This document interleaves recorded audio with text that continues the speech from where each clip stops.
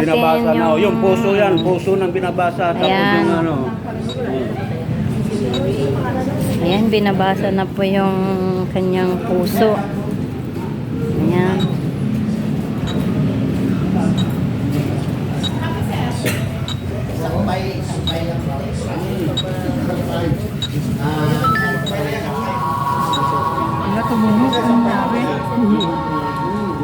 Ayan, pati sa mga stomach niya.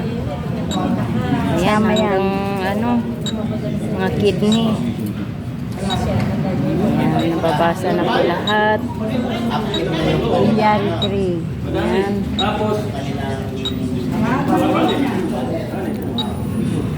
Ayan, sa mga gusto pong pumunta dito, ayan, sa may gusto mapacheck up. Ayan, welcome po sa lahat. Ayan. Kahit anong klase ng cancer. Ayan. Another 5,000 sa akin. May 10,000 sila. Brad, ipasa mo nga sa akin yung mga ano natin, yung mga testimonials. Oo. Wala ako eh. Wala ba? Nabura yung iba. Okay. Ayan, nag-stop Yan. na. Ayan, makikita natin kung ano yung mga ano yung result. Malaman natin kung saan parte ng katawan mo, anong system ng katawan mo may problema. Malalaman natin kung anong parte sa katawan mo may problema ka. Ang tinamaan niya. Yan. Tulad yan. Ang cholesterol crystal mo, mataas. Tama ka. Ayan. Pakita ko muna sa'yo kung ano ang ibig sabihin ng mga kulay na yan. Yung green, normal. Moderate abnormal is yung kulay yellow. Ito. So, pag blue, mildly abnormal. Pag pula na siya, severe abnormal.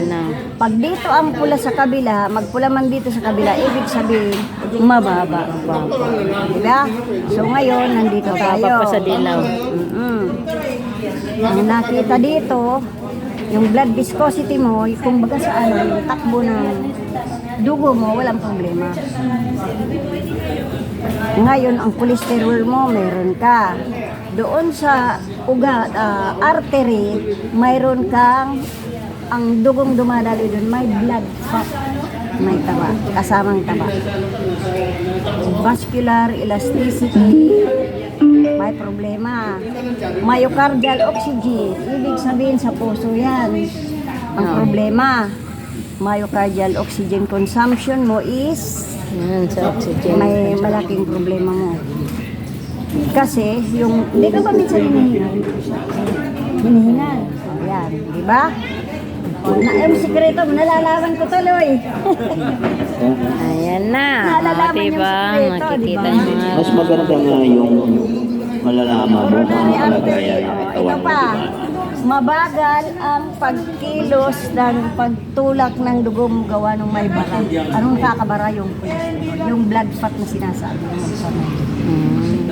Yan, coronary artery elasticity. O, ganun din to. Yung blood vessel mo, mabagal. Diba? Kuha. Kuha na.